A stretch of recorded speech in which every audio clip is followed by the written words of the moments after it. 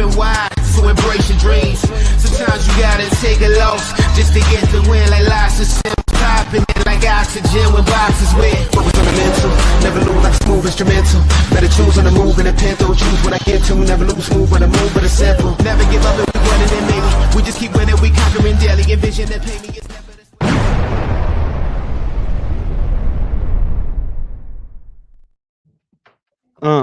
Yeah, okay, we dancing tonight. Welcome in, everybody. It's Divots and Pivots. Every Tuesday here, I'm Angela Duke, joined as always by Mr. Morale himself, Bud Copeland. Brought to you as always also by Acorn Hills. Get over to acornhillscode.com. Use discount code TBFY15 for your discount on your purchases over there. Thank you, Nate, and all the people over at Acorn Hills. And Bud's showing the head off the show. Oh, that's a nice. Is that one of the new ones you got just recently, or have you had that one for a while? It's been out for a while. I think it's a little more recent than my collection, but I haven't busted it out yet. I mean, I'll be honest. Listen, I'm about as stereotypical for a dude our age as it gets. 20, 29 and holding. And so trying new things out, little like the rope hat. I've never really been a rope hat guy, but I mean it works when it blends in. Hell, anything works when it's Acorn Hills, acornhillsco.com. Yeah. How are you? I stepped on your intro. I'm good. We had ourselves a fun weekend. We went to meet a friend for his 40th birthday just to have we just planned on stopping by to have a quick drink at the bar he was hanging out at and then be gone. And next thing you know, I have 3 grown adults in my back seat, 40 and over, and driving around going little bar hop into some bad karaoke because it was just too early for him to end his 40th birthday. And I didn't feel right about that. So 1 o'clock seemed like a better time to end it. 2 things. A, congratulations. I too was part of not bad karaoke. The karaoke I went to was good because the experience was good. Not necessarily the singing. Couldn't really hear the singing. But no, that's awesome. I did find myself in Boston recently at 2:45 in the morning, taking care of some drunk people going, I'm 42 years old. What am I doing out right now? And, we made it through. I had one of the more interesting experiences and meetings / introductions of my entire life last week. And it shows just how small the world is. So we are going to go. It's going to be a little bit of a pivot opening, but it's one of those. Okay, let me get a refreshment for the story with Bud. Cool. Yeah, attaboy. Cheers. Cheers. Is that espresso? Yeah, a little espresso to shot kick the kickstart the show. Shot kick. Shot kick the show. I like that. So if you've been with us for a hot minute, sorry, that's the second time I've cleared it. Let's do this real quick. There you go. There, I muted it. Muted it. It's a funny thing to say. What are you drinking, Arnie? Arnold, is it a hard Palmer? Is it a hard Arnold? You know me. Yes, Blush. It is. So if you've been paying attention to the show for more than a minute, you know that my future former 9 to 5 involves the summer camp industry. There we go. 3 minutes, 40 seconds in. And the first couple minutes is going to be about this. Met my roommate at summer camp, met a lot of my friends, family, et cetera, through that network. Never went to camp as a kid. I kind of got bullied into it as an adult. Now I work with camps all throughout New England, work with hundreds of camps in a membership association. Every year we host a big conference, usually about 800. I think this year we had 876 people up in Manch, Vegas, USA, baby, at the lovely Doubletree downtown Hilton in Manchester. Doesn't get much better than Elm Street. I ate 4 meals at the Thirsty Moose last week. Oh, I mean, Thirsty Moose is good. Yes.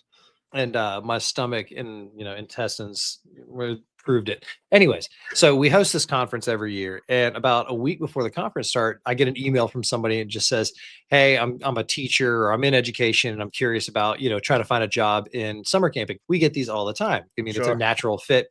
Teachers or people in education often have their summers free. It's just kind of a perfect overlap, or they just want to break, whatever, whether it's full-time or part-time. So I set up a call with this person. They were just wanting to learn more about the industry, who we are, this conference. I was like, yeah, you should come to the conference. You'll meet a bunch of people. That way, you'll get a feel for kind of what it's like. Because this person's like, to be honest, I've never really worked in summer camps, but the more I read about the industry and the experience, et cetera, it seems to line up perfectly with what I do. She's like the director of culture at a school. She's a basketball coach. She's all these things where it's like, she's a parent. And so she wanted to get into the industry. Great. This person shows up. Her name's Emily.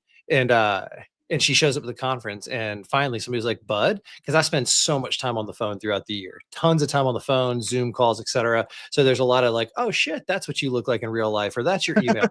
And she's like, I see her, this like Bud. And so I was like, oh, cool, Emily, I'm glad you made it. What do you think? Meeting great people, whatever. And then I was like, all right, well, I'll be around all week. It's like a 3-day conference. I'll be around, just we'll run into each other. And sure enough, we did about 2 or 3 more times. How was going to speakers, going to session? Did you meet this person? Cool. And then, finally I noticed on day 2, she's wearing a Baylor basketball kind of zip up. And it looked like one that, like, you look at it and you're like, you didn't get that off Fanatics. Right. And it says Baylor basketball national champions 2005.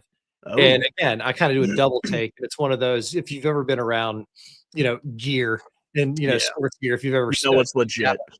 Yeah, you kind of have that, like, it's kind of like when you're a little kid and you see an official jersey for the first time instead of like the t-shirts and the fake vest shit you've been wearing your entire childhood. You're like, oh. So I kind of asked her. So I see it, didn't even think much of it. And then the next time I see her, I was like, hey, real quick. So what's the story with, I was like, what's your affiliation with Baylor basketball? I was like, you just a fan or, and she kind of, a little red in the face a little bit. Now, mind you, this person is 6'2". Right. And so that should have been my first kind of dead giveaway with this person's affiliation is with the basketball team. And she just kind of says, she's like, oh, I played basketball at Baylor. And I go, why does it say national champions? And she gets a little more red in the face and not like embarrassed, but kind of like, we won a national championship. And I kind of opened my eyes a little bit like this. And I was like, holy shit. And I was like, what position did you play? And she goes, she's like, I was a 3 guard. I was a 3. And I was like, and I'm a huge Dan Patrick dork. Like everybody knows that too. Like I'm a big sports guy. And now, and mind you, I met this person, digitally, online or whatever, where she's saying digitally sounds horrible. Yeah, I met this person, had a call. Yeah. And knew her name and everything. But now I started to put the pieces together and I was like, you were like the number 1 3-point shooter in the country that year. And she's like, no, second.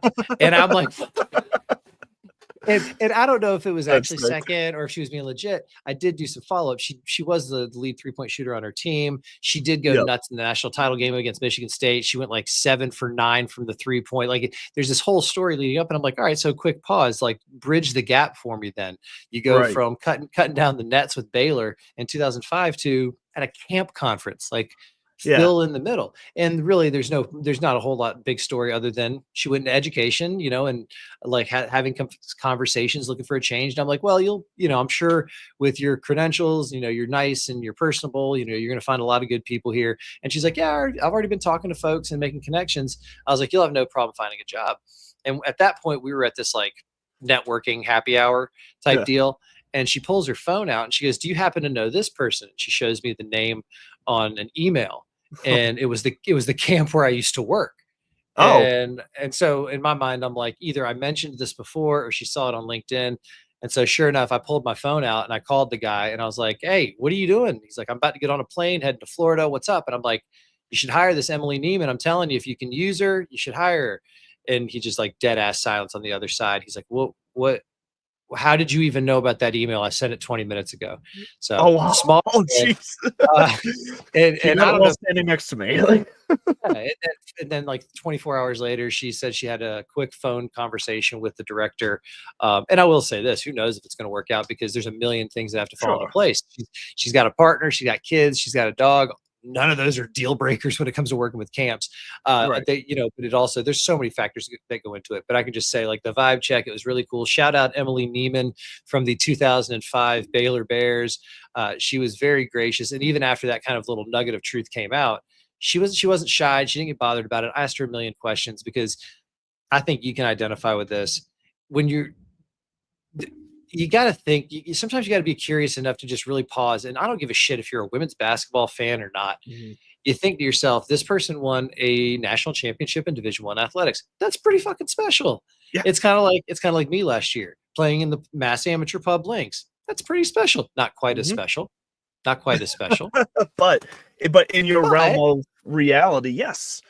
So you got to take pause to recognize the steps, and also take pause to realize, talk to strangers. don't be afraid to go up and talk to people, because you never know. Like your connection, just like the connection that was made there may have just led to her getting a foot in for a job. So I mean, you never know the people you talk to, how they're going to play a role in your life.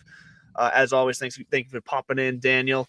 Love that you come in every week. So no, I love that story. That's fantastic. Thanks, man. I appreciate that. That was the kind of highlight. 2005, but that had to have been like, was that the first one that UConn like didn't win for a while there? God, I feel like that lines up to where that's because they went on a run there. They won. Like, Gino went on a tear. All I know right now is here's the real cool thing. So Friday night, so we make that connection Thursday night. The conference is Thursday to Saturday.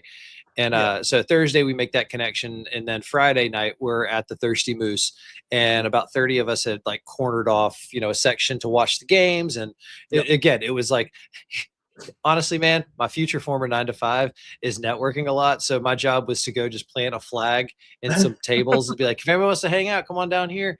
And it's kind of like, so then people just come, we, network, whatever. And she showed up and we were sitting there, and it was kind of funny because shout out Emily. She was great. She was very gracious. She was wonderful. She's got the right vibe for just about anything in life. And she's from Texas. And so, and again, being in New England and not being from New England, we were also able to connect on some of that kind of stuff. It was hilarious because she's like, you say ma'am a lot. You're not from here either, are you? I was like, no, I'm not. No.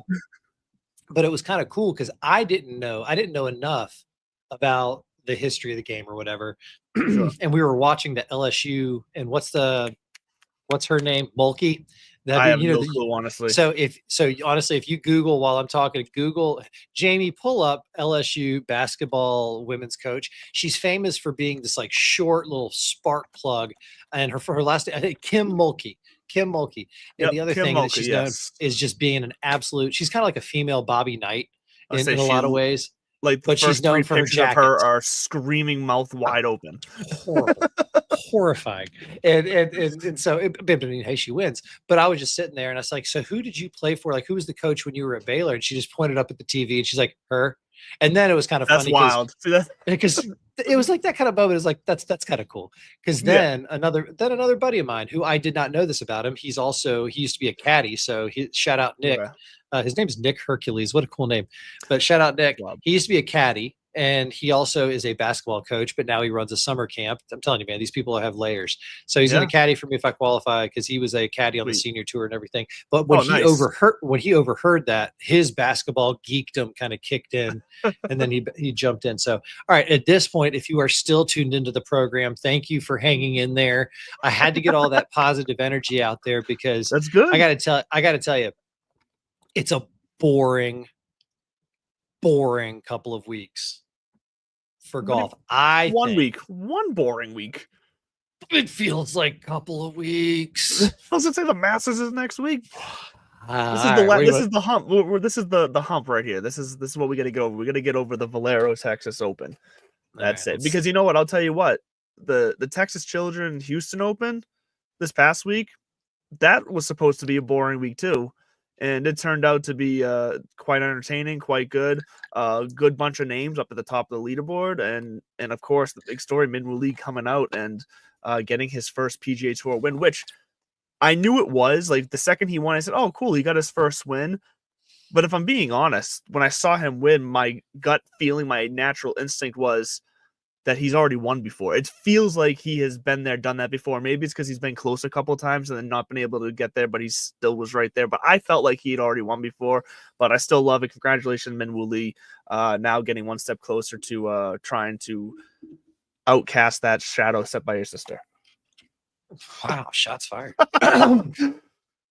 Yeah, if you didn't know, Minwoo Lee, brother of Minji Lee, I want to say, is it Minji Lee, and she's kind of a badass, and brothers caught up a little bit. The reason it feels like he's already been there is because he's won 3 times on the European Tour. He won once 2 times, I think, on the PGA Tour Australasia, and most recently was the 23 Australian PGA of something, and that got him into the Open Championship. And if you look back, that was really kind of what I would say launched this wave of Minwoo Lee. Now, I still can't get behind him and his own self-proclaimed "let him cook" chef bit. I think that it's too close to a self-proclaimed, like, fetch isn't going to be a thing. Not to mention, I just, and I'm giving away gold here, but I just don't know why we don't have T-shirts that say "Yes, Chef," and We do. it's a silhouette of Scotty I mean, Scheffler. Oh, we do. I mean, we do. You can buy them on DCL4customtees.com. Yeah, under Divots absolutely. and Divots. DCL4 So we Divots have. and Pivots. DCL4 custom Yes Chef shirts are available.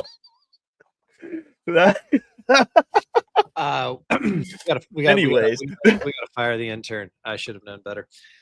No, that's good. That's good. But yeah, so Minwoo, he's a likable, not lovable. You know who he reminds me of in terms of likability? Phil Mickelson.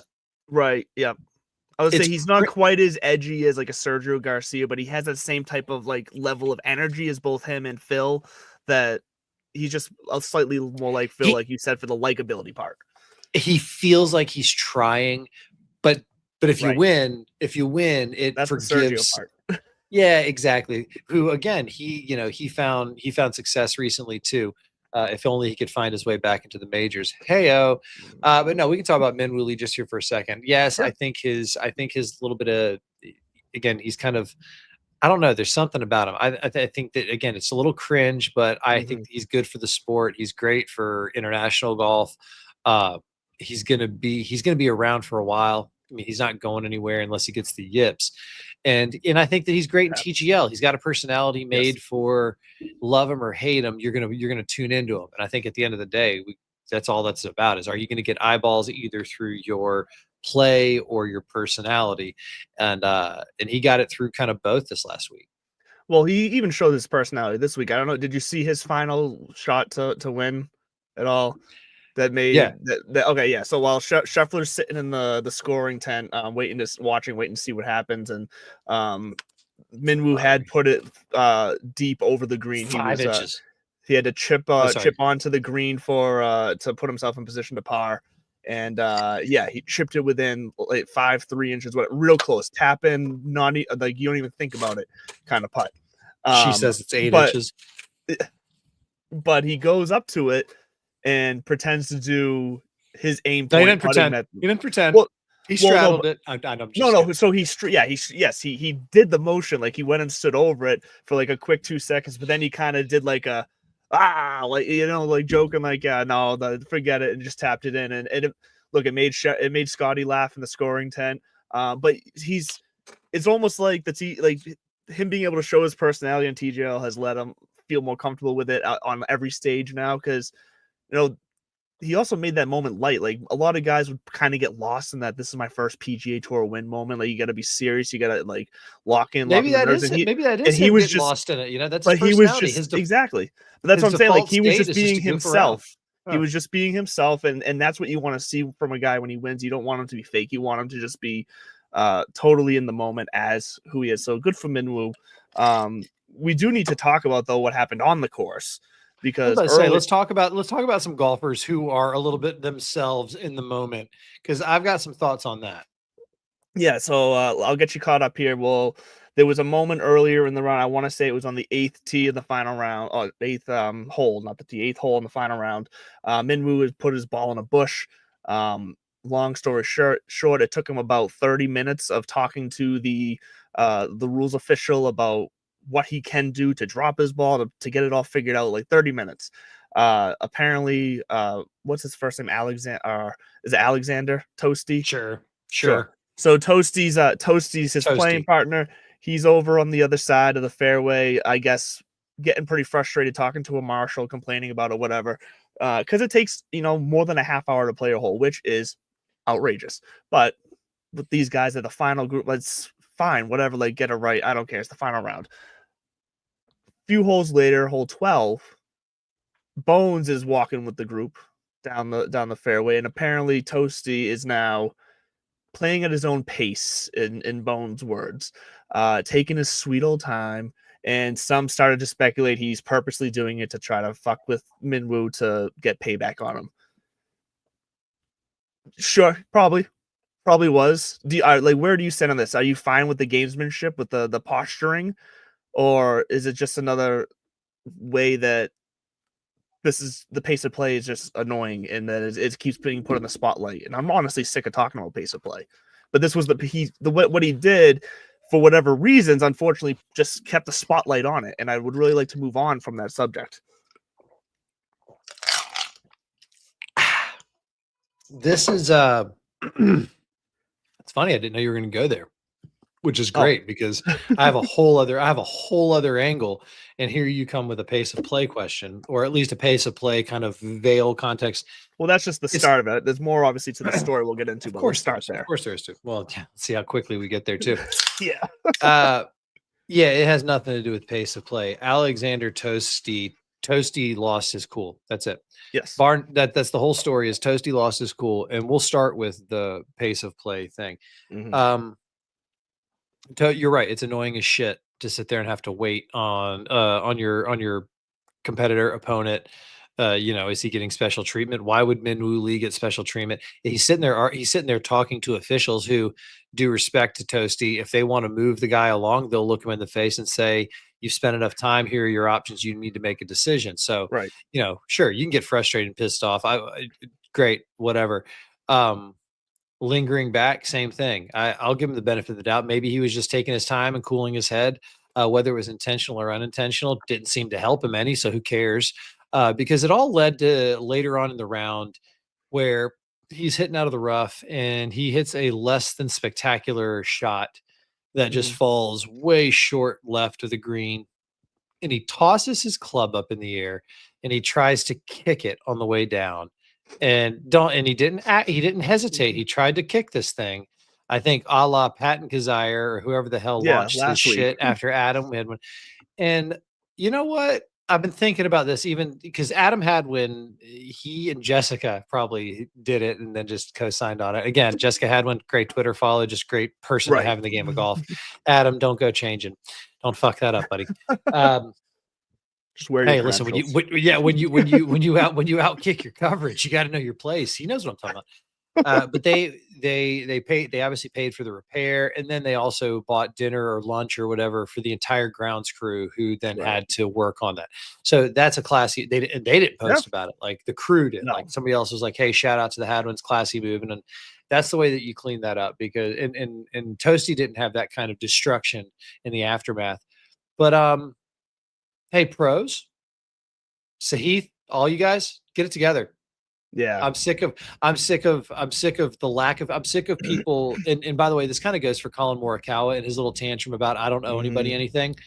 If you are going to lose your composure, do it in the way that Rory McIlroy did after the US Open. Shut your mouth and walk away. If that's if you're going to do anything bad, don't give them anything more to talk about.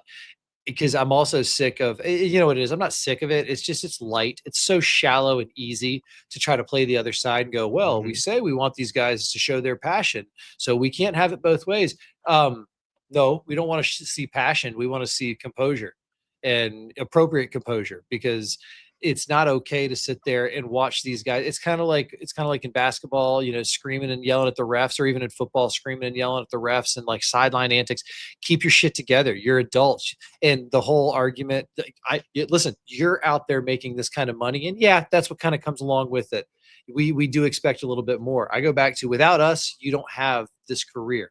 I'm not saying we're the end all be all, but let's not kid ourselves on what this is. This is entertainment. And with the more access and the more microphones, Justin Thomas had to learn the hard way. He dropped a slur. He was reprimanded. He did some soul searching. He could have easily been like, it's my privacy and my mental health. He was like, well, you know what? Really, if that's where my brain goes in a moment of stress, maybe I need to rethink how I process things. I've been there. We've all been there. It's called evolution and growth. So the next time that these players start throwing clubs and kicking clubs, I'd like to see Jay Moynihan or somebody from on high just say, you know what? Every club toss, $100,000. Every F-bomb that's caught on microphone, $10,000. You know what? In Colin Morikawa finding us, like he's talking about the slow play where he's like finding us really, we make so much money. It's not really going to, this is my amount. Yeah, exactly. This is my Colin Morikawa. Yeah. We make so much money that it's just not, I don't know what you're going to, it's just fine. Start raising the ante. I'm sick of them making excuses. Say, I'm sorry, I'll do better. And then try not to repeat it. Quit, and the whole, we tell them we want them to be passionate. Yeah, we do want them to be passionate. We also want them to hold their composure. Two things can be true at the same time. So they want more. Toasty lost it. Bones was right. He was throwing a little baby bitch tantrum about the pace of play and thinking that guess what? Min Woo Lee, nobody's talking about that 30-minute break, are they? Because he won. Nope. He finished the draw. Exactly. So, sack up, buddy. But it's even worse. What's even worse than that, though, is the comments after. Did you see the comments after from No, Toasty? feed me. Okay, so here we go. So we know we just explained what Bones had said on the broadcast while walking with the group. He said, "I don't know what's going on, but Toasty's playing at his own pace. At times it's normal, and at times it's glacially slow. And he's decided on this particular hole to really take his time. He's holding up play in this group." So that's what Bones said. Later, after the round, Toasty took to Twitter and posted this word for word: "Playing at my own pace. OMG." Let me go down to where it picks it up again. I am slow playing and trying to throw off my playing partners. ... Go fuck yourself, failures. By the way, stop the fake news, idiots. End quote. That was the tweet. He deleted the tweet, but that wasn't before USA Today, Golf Digest, multiple media outlets screenshotted the post, because that's what you do. No matter what, if you delete it, someone saw it. He then put out another post that was a bit more controlled, if you want to call it, saying, "Bones talking shit for the fans, saying I am walking 50 yards behind and trying to slow play my partner. The part you don't see is that I used the restroom and prepared myself a drink," Toasty wrote. Oh my God. How convenient. How convenient. Hold on. Pause real quick. Because this is so good. Hello, child of mine. Oh, we got the mascot's appearance. Hello. Oh, it looks like you had a bath. Yep. Cooper Rose, go to bed. Love you. Bye-bye. I love you. Sweet dreams. Good night. I love you. All right. So, Mr. Toasty, this is so good. This is so good. This is just, again. He went nuclear, dude. He absolutely lost it. He didn't go nuclear. He went self-implosion. Who the hell is he to think that he can have this level of stature to be able to say these things? Good night. I love this. I fucking love this. All right. I figured you would. So, there's a couple of things at play here. First of all, what did he say? Go fuck yourself, failures. Did he call us all failures? Fuck yourself, failures. But I feel like yourself. Specifically, I feel like he was talking English second language. I'll give him a break. Yeah, but I think he was talking to the broadcast team specifically because he was mad at Bones. So the people he's calling out is Bones and Kisner and what's his name? I'm blanking on his name, who just started the job. Jesus, Trevor Immelman. Like he's talking on all these guys who have had quite a bit more success than him. So, okay, Kisner, President's Cup, multi-time PGA Tour winner. Trevor Immelman won the Masters. Look him up. And then let's go to Bones Mackay, who was on the bag for Phil Mickelson over the course of a decade and a half. Justin Thomas through a couple majors. So let's just go ahead and ease off. Quit while you're ahead. And this is so. First of all, just stop. If you don't like the narrative, don't try to don't give him anything to work with. His bit about what they don't tell you is that I stopped to use the restroom and to make myself a drink. It's like, oh well, how convenient that you just happen to be. What drink was he making? Which is fucking horse manure. His caddy's mixing the drink while he's in the pisser, and those guys have pre-made special Gatorades on each tee box. Like, I don't want to hear it. The guy is honestly. Great golfer, incredibly skilled. By the way, the only reason we're talking about him is because he is one of those guys who's going to break through. This is a horrible moment, but I love that he's trying to bury it under, I had to take a piss and I had to do this. Did you say sorry for holding y'all up? I had to take a piss? No, there was no contrition on his part. And if you wouldn't have thrown the tantrum 3 or 4 holes later and tried to kick your club and thrown the mini tantrum ahead of time about Minwoo, and the rules official and special treatment, yada, yada, yada. If you wouldn't have actually had those mental cracks, then there would have been no reason to think that you were throwing a little baby bitch tantrum, lingering behind. So as long as you're going to keep throwing it out there, I think we're going to keep just, eating it all up. So bring it on, Toasty. If you need a bigger shovel, I'll give you a Home Depot coupon. Well, and Toasty, you know what? You asked for this because let's look at, you calling other people failures. Let's look at your career so far. 41, easy. God damn, you're brutal. Go. 41 events played. 18 cuts made out of those 41. Only one runner-up finish, no wins, no international wins either. and 2 top 5s and 5 top 10s out of 41. So the top 5s and top 10s, like that's there. But I mean, once again, if you're gonna sit there and call other people failures, you better be the best in the fucking world. Like that just takes some nerve. Oh wow! Last year's event, he and Tony Finau, this is in Houston, got in a kerfuffle over who was away on the green. Okay. So is Alejandro Tosti? It's Alejandro, not Alexander. He's from Argentina. He played on the Argentina Olympic team in 2024, by the way. Is he kind of what Wyndham Clark used to be before he had his kind of guru Husa moment to kind of calm his career down a bit? I don't know. There's enough time on Toasty though. He's talented. He's going to break through. He finished 5th in the tournament. He just seems to have an anger management problem. He had a low moment. He'll get over it.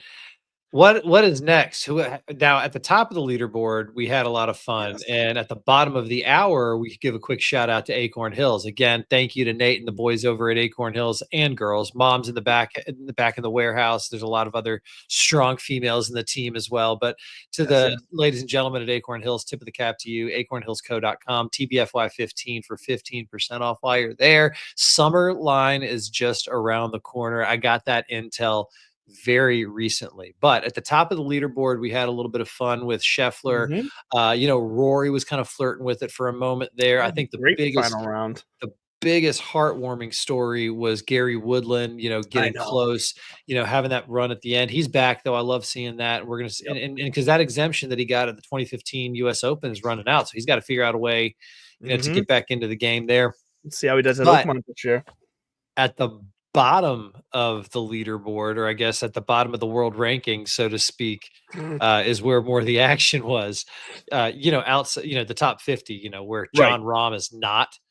So talk us through what happened there, because I will say this falls into what you're looking at falls into the Jay Moynihan greater vision for the future of golf. Correct. We're going to focus on some other stories that are away from the top of the leaderboard, but equally as intriguing, because when you texted this to me, I had no idea what the hell you were talking about.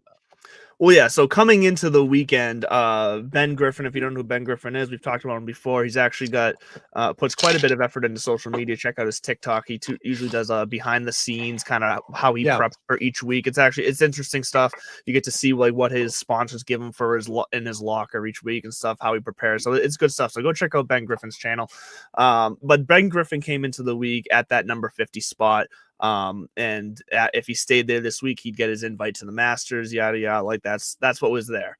Now Michael Kim coming up close behind him is a name that has been quite popular so far this season. He's been making some waves.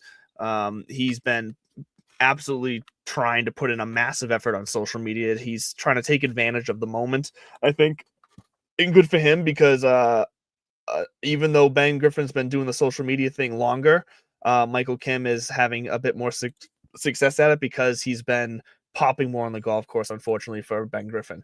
And with the finish, let me see what their exact finishes were. With a T32 finish at the Texas Children's Houston Open, Kim moved from number 52 right into that number 50 slot and got his Masters berth and moved Ben Griffin out of that. It would have been Griffin's first career Masters berth. So Michael Kim, congratulations. Unfortunately, Ben Griffin, you're a great follow. Maybe next year you'll get there. But honestly, Michael Kim is someone I want to see at the Masters. He's someone, like I said, he's been popping this year. He's been showing us something. I want to see him tested against Augusta. I have no comment on Michael Kim. Why? I got to find out if he's who I'm thinking of. Hold on a second. Well, he drained a 7-footer for par on the 18th on Sunday to lock in his finish and get him that overall world ranking number of 50. And it literally came down to decimal points. I forget the exact decimal points, but it came down, as far as the score goes, it came down to decimal points as far as Kim making it over Griffin. I've come a full 180 degrees on Michael Kim. I think his after all the shit that I've given him over his bitching and moaning about the amount of travel, he's in a position now to go to Augusta National, maybe, make the cut, cash a paycheck, possibly, launch a little bit further forward so that the Yep. grueling travel schedule can get lightened. Because you think about it, and I was looking back at that tweet a couple of years ago. Mhm. He didn't have the scar tissue and the gravitas to be able to bitch about that. And it's kind of like the Rory McIlroy moment of play better, Grayson, but play Right. better. That's ball don't lie, as the kids would say. And Michael Right. Kim, shout out to him for grinding and kind of, getting He there, and did. then inching his way to Augusta. Augusta National is just around the corner. This week we have one of the oldest, longest running tournaments on the PGA Tour schedule. It's the Mhm. longest running that's been in the same kind of general area. It's been in the San Antonio area for God knows how long. Couldn't tell you anything about the courses that they play off the top of my head, other than I think since the 1930s or 40s, the cut has always been under par. This is going to be a birdie Mhm. fest. Yep. And this is where your boy and mine, Akshay, got a win last year. He's going to Right. be reemerging after that run that he made at the Players, to kind of get tuned up for Augusta National. So it is going to be a fun week. I don't think that there's too much. I don't know if is the Masters field locked, or does the winner this week get in? Do you know? So I got the impression that it was locked after last week. But let's be real, it's the Masters. They can do whatever the hell they want. So That's who true. knows? I got the impression that because of the Kim and Griffin story that it was a lock.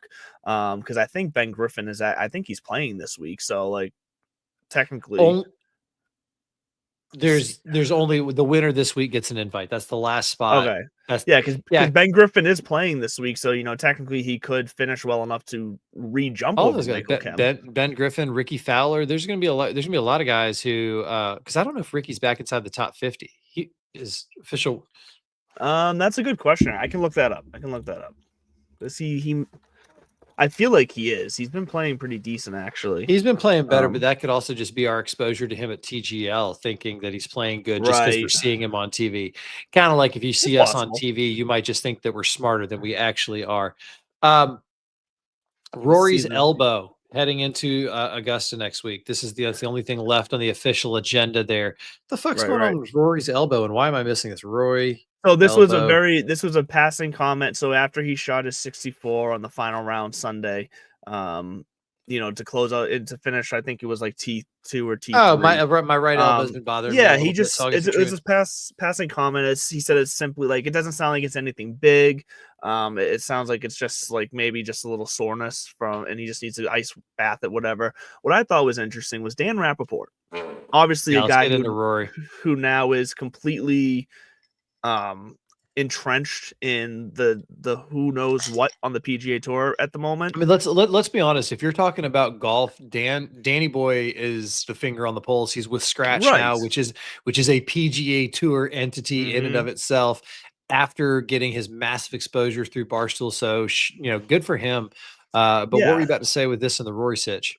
So he put out a tweet earlier today that was basically saying he said, I wouldn't be surprised if Rory only mentioned the elbow to take some pressure off of himself going into Augusta so that he's not, however he does, isn't too much of a disappointment, because he's had a really good start to the year with the 2 wins at elevated events, with some top fives. Like, he's had himself a good start to this year. He just posed the question that maybe Rory's trying to soften the blow of possibly another disappointing Masters. I mean, if he is good, like, good for him, because who gives a shit? Like, whatever you got to tell yourself. It's kind of like Tom Brady creating a chip on his shoulder for everything, or Michael Jordan. Maybe he's just trying something different of being like, who knows? I'm playing good despite this thing. Who cares? I think it's an interesting angle. He could also just be genuinely honest, where he's like, I don't know, felt something pinch on my elbow. I'm going to go get it looked at. And other than that, we're feeling good. But I did see 2 things of Augusta National, and since we're already there, let's get into it. First of all, I saw that the Masters has their own YouTube channel now, and they're kind of getting into that game a little bit more. I have not seen that. Let check that out. Well, it also could have been a April's Fool's joke. So I would like I you to. completely forgot today was April Fool's, by the way, and my coworker had sent something, and I was like, "Oh wow, cool." She's like, You didn't see the I'm you just didn't see the kidding." tiger post first thing. No, so I did see the tiger post, but not first thing. I saw that later in the day, and I thought that was great. He goes, "No, I'm just kidding. My Achilles is still a mess." Like, It's like, ha ha ha ha. My emotions are not ready for that. oh, so they've The had this. The Masters. Masters have had a channel for at least a year now on YouTube. Right. Right. Oh, so it was not a joke. The latest video posted 4 days ago Yep. is titled "Every Hole" with Scotty Scheffler. And just that sentence hanging by itself, the 15-year-old Oh. boy in me can't really let that fly. But I do think that's going to be something I watch later, which is to sit there with the champ and watch him go through every hole at Yeah. Augusta National. I That's would part recommend one. watch that because that's gonna teach you a lot about what you're watching next weekend. So if you're a casual golf fan and you have the time, I would suggest it's looks Oh like a God, yeah, 28-minute video. yeah. Put it on while you're working or while you're in the car or whatever. Like I'd say listen to that, and I bet you look at the Masters next weekend in a whole different light. Yeah, especially once you get the story behind some of the names, some of the Right. shots, all that kind of stuff. But what it really, Masters Week with Rory front and center is obviously illustrating his lack of a Masters, his lack of a career Grand Slam. And if you don't remember the historic meltdown, and I mean that with all Yeah. due respect, but it was an historic meltdown Mm-hmm. for Rory back in the day. This is his white whale. Phil has Mm-hmm. the U.S. Open. Rory has Augusta National. Jordan Spieth has the PGA, and there's just people out there. And it got me thinking, like, of those other golfers, those other big names. Who Mm-hmm. else has 3 legs of the Grand Slam? And you go back in Oh. history, and there's 12 golfers who have won 3 legs of the career Grand Slam in men's pro golf. It says 12. The first 4 of these, Jim Barnes, Tommy Armour, these guys were so old when the Masters came out that I don't really count them in that. Walter Hagen, Sure. same thing. Walter Hagen was around. He's known mainly for the PGA back when it was a match play. Byron Nelson and Sam Snead are on this, but both of them, travel really was kind of what inhibited them from going over to the Open Championship, wartime, and also the expense of it all. So Right. really, it's Arnold Palmer. Arnie's really the first one, and a lot of people forget that Arnie does not have that career Grand Slam. Mm-hmm. Never won the PGA Championship. Lee Trevino, I didn't know until I saw this list. Oh, He's yeah. not one of those that comes to mind, but Lee Trevino, one of the best golfers in it just for the game.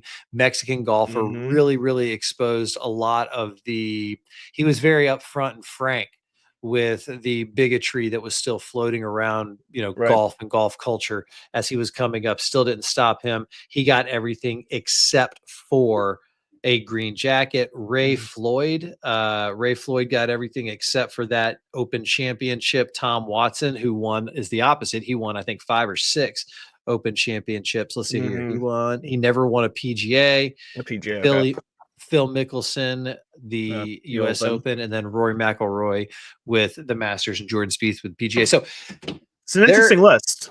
And it's who you would expect to be on the list, but it also highlights just how fucking hard this game is. Those are the top of the mountain in the history of this game, where thousands and thousands of pros have come through.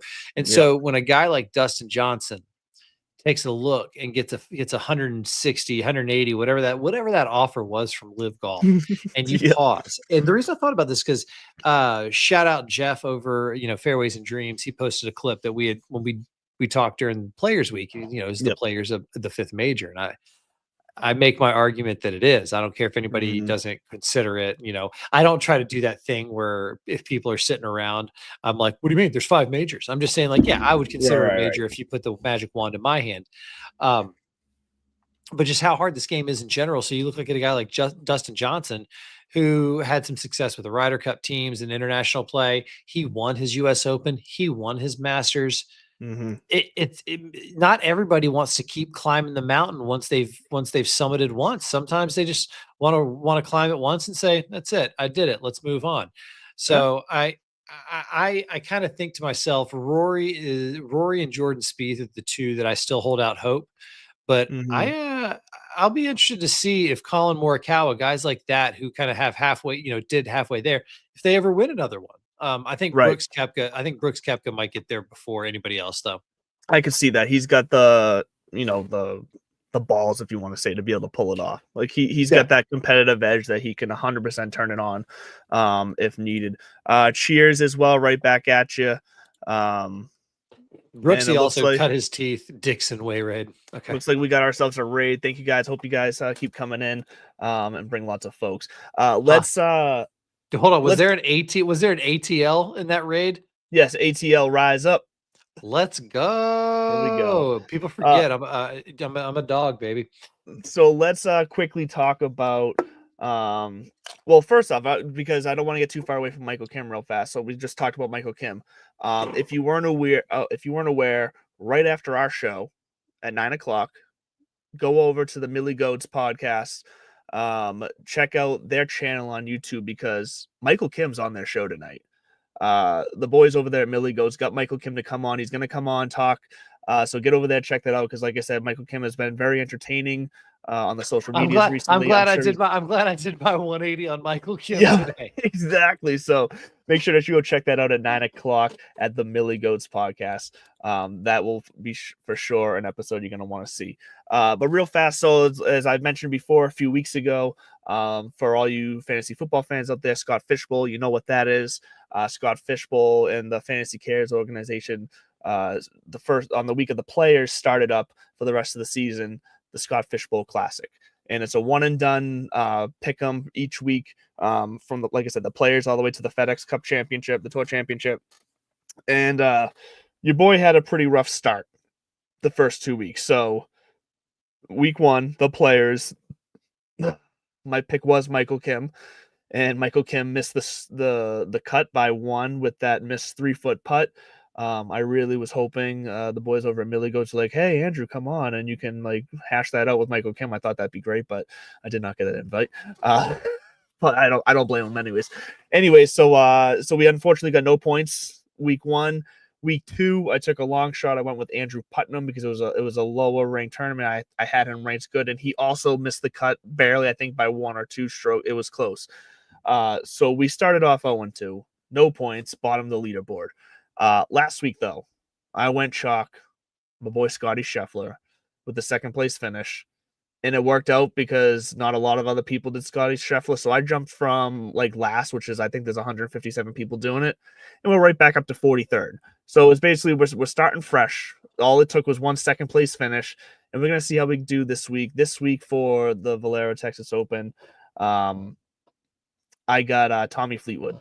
I'm rolling with Fleetwood. It is a chalky week, so it's another chalky play in Fleetwood. But there's some weeks like this where you just have to follow the chalk, and Tommy Fleetwood is going to be that for me. Now, I will say for DraftKings, if you are playing DraftKings, the lineup I put together, I'm leaving $2,000 on the table because I'm following my research, I'm following my numbers, and my top 6 guys I can fit in my lineup with $2,000 to spare.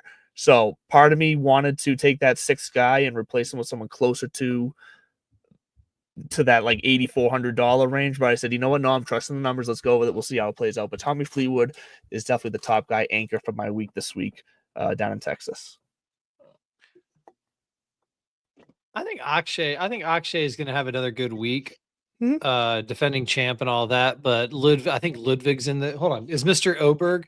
I know Mr. Kim's not in the field. Otherwise, I would have chose Michael Kim, my new favorite golfer. Let me see here, because Akshay is $9,300 this week, so he's in the field. Oberg, I don't care. Ludwig.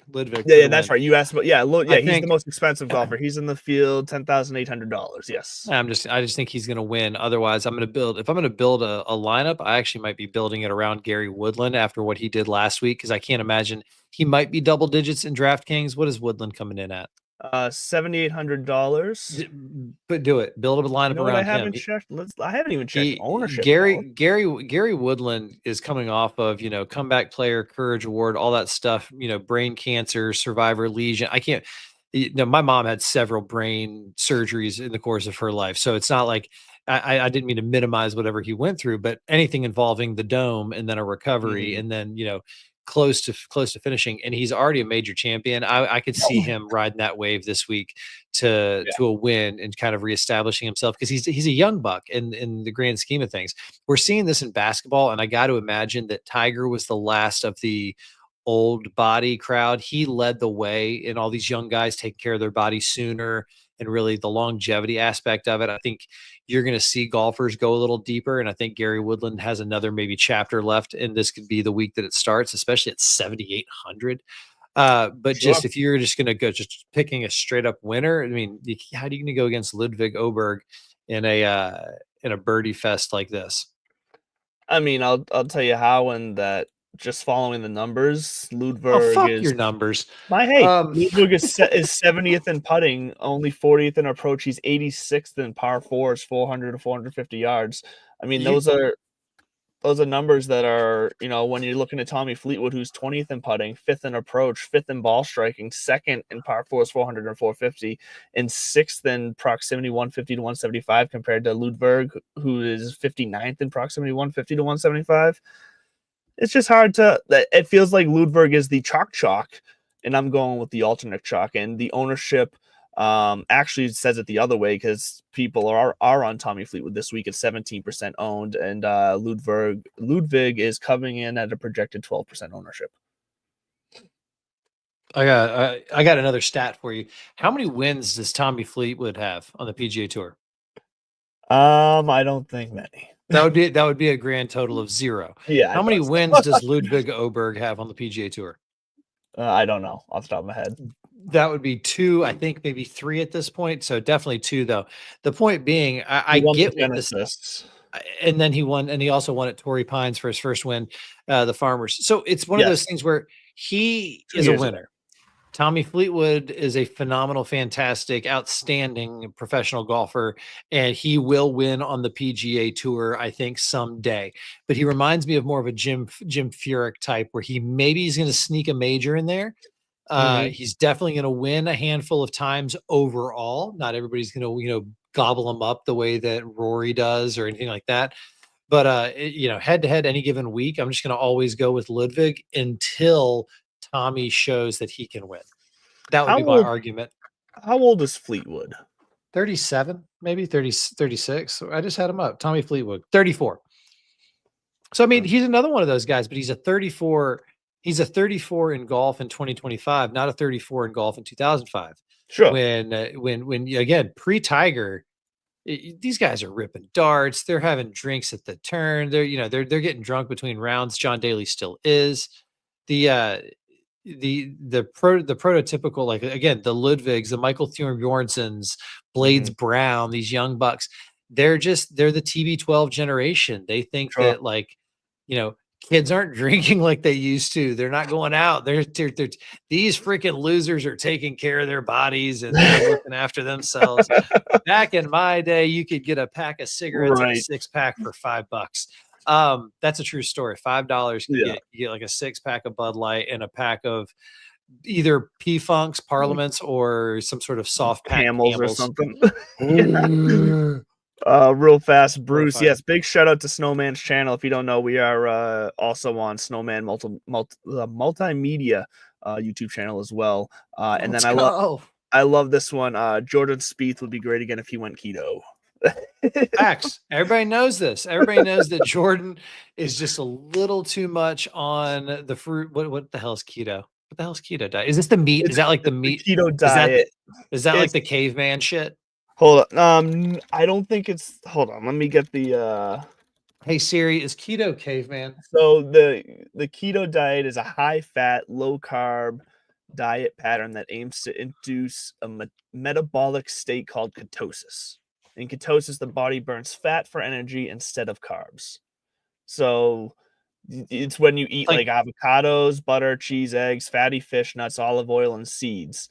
And then obviously a bunch of green vegetables and then berries and tomatoes. The foods that you avoid are bread, pasta, rice, potatoes, and sugary drinks, corn, peas. So basically just the fatty stuff. Oh yeah, I could fuck around with that. I need to mix in a salad every once in a while. Kids, eat your greens. So that's the things like all these different diets, like the keto diet and all the other diets, like They're great Oh, for like in the idea of like a cleanse for like 30 days or something, but in reality, they're very unrealistic to do consistently like over a long period of time. And yes, when you don't eat sugars, so no dip in performance during the day. Yes. So I will say I did a sugar cleanse once, Bruce, years ago, and it was just a 30-day cleanse where I didn't eat any added sugars, any processed like anything. It was like literally I was eating nothing. But like I was only my treat. It was to this because I couldn't even have natural sugars. My treat was a green apple every day. My one little, and that was considered a cheat because it had natural sugar in it. But I'll tell you what, after like a week of like completely cutting out all those different sugars, all the different added sugars, your sucralose and all that stuff, all the artificial sweeteners, that green apple every day never tasted bad. It was like you were in heaven when you bit into that apple. It does change your body. You feel completely different. You are more awake. But at the same time, once again, is it realistic to do that 365 days a year, every year? No, it's just re- not.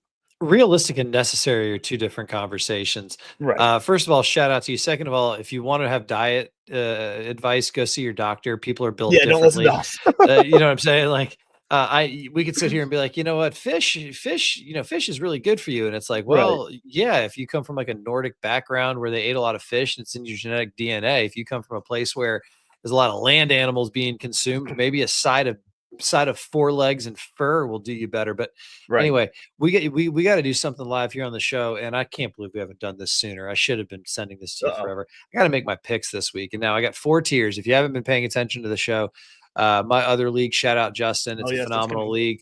There's 30 of us or whatever. Every week you pick 4 golfers from the Bovada betting odds. That's how the different tiers are created. And look at that. Numbers 1 and 2 right there are your boys, all Ludwig and right. Tommy. I was And gonna of say, course, tell me your picks. I'll tell you how wrong they are according to my model. How about that? I gotta put my money where my mouth is. And Ludwig's, I mean, I'm passing over Corey Connors, who won here a couple of years ago, Keegan Bradley, who's playing Mhm. great. There's a lot of my boy Akshay, but we're gonna go with Ludwig after putting all that bluster out there. Tier two, I got Siwoo Kim, Tom Kim, Keith Mitchell, Mav McNeely, JT Poston. We're gonna run with Tom Kim. Texas Okay. guy, he's a Ranks spark fourth in plug. my You model. never know. Um, I just like him as a pick, especially in Texas, where he is, kind of reestablished his home. Tier three, this is where it gets really, I don't kind of know. more. There's some value this week, so I think at least one of these guys is going to be in my top 10. There's value down here, but I'm kind of shooting from the hip. I mean, this is where like Seamus Power all of a sudden is there. Had he, I'll tell you right, if Seamus Power had shown up on just one leaderboard in the last month and a half, that's all Right. I need for me to be like, he's playing pretty good right now. Seamus Power, he Yeah. always comes But through, but but he he just hasn't. hasn't. He hasn't. I've seen Bo Hostler's name more than I've seen Seamus, but Hmm. there's somebody else that has jumped out at me for I don't know what reasons, but his name is Rico Hoey, Hoey, and I think he had a brief moment at the Players where I saw him again on television somewhere. So Yep. we're gonna give him a tier three shout out, Well, and let me then tell you right now, he's first in ball striking, 18th in approach, and 13th in 150 to it- 175. Now, I will it's not say he's 144th in putting and 126th in par fours, 400, 450. But those other stats are the kind of the first one. ones that are you need to be more consistent at. Again, putting, you can catch lightning in a bottle for Right. 4 rounds. And if you're hitting the ball well, that other par four average, that's going to take care of itself. Correct. And Yes, then I agree.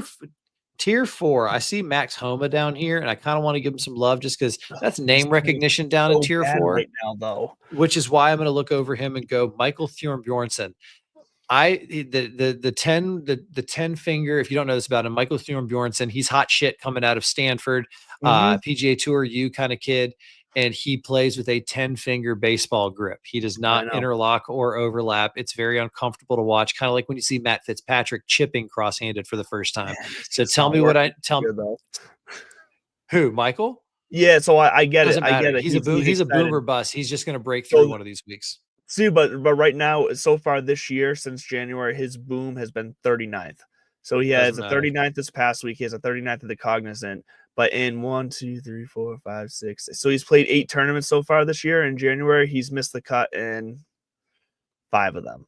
How And the many one cut? he didn't miss the How, cut, he went 39th, 39th, and 74th. How many consecutive cuts did Victor Hovland miss before he won recently? No, I know, and that can happen. But this is also a guy who has. But it's me we're talking about. But it's me. That's It's not fine. about him. It's not about him. It's about me. I'm picking him. Who else Ergo, is he in that will tier? succeed. Who else is in that tier? Doesn't matter. Everybody else. Probably the winner. Just for the Probably fun the of it, because we got a couple minutes left here. Just for the fun of it, who else is in that tier? Let's see here. And I just want to see if any of them are in my 10-player, 11 player pool. All right, we got we'll go rapid fire through this. Andrew Putnam, Thorbjord Olesen, Jesper Svensson, Mac Meisner, Matt Wallace, Ryo Hastuna, Sam Ryder, Nicholas Norgard, Max Homa, Doug Gim, Max McGreevy, Chan Kim, Joel Damon, Maddie Schmidt, Aldrich Potgieter, Toasty, Justin Lower, Patrick Fishbone, Chandler Phillips. This is incredibly good television. Right. Maddie wonderful Schmidt. television. Maddie Schmidt's my guy there. Maddie Schmidt. Huh? He ranks 8th in my model. I'm playing him on DraftKings. If I was in that, I'd be taking Maddie Schmidt, 34th in putting, 30th in approach, 36th in ball striking, 4th in the par fours, and 53rd from the proximity. So I would be taking Maddie Schmidt there, but that's just me. Well, guess what? You're not. So why don't you just land the plane and we'll go on with our lives? We will go on with our lives, and you can go on and head on over to the Millie Goats and yes, and tell Michael Kim I said hello. Tell my new favorite golfer I said what's happening. Yes, everyone who joined us from looks like the Dixon Way raid, and everyone who jumped in from the Snowman's channel. Go over to the Millie Goats podcast on YouTube. Michael Kim is there right now. We'll see you next Tuesday. We'll be getting ready for the Masters, and here we're also going to be doing a special broadcast with Sunday night Golfer Gang Network. It won't be live on Sunday night, but it'll be posted before the Masters, so definitely look out for that. As always, we love you guys. Stay classy. We'll see.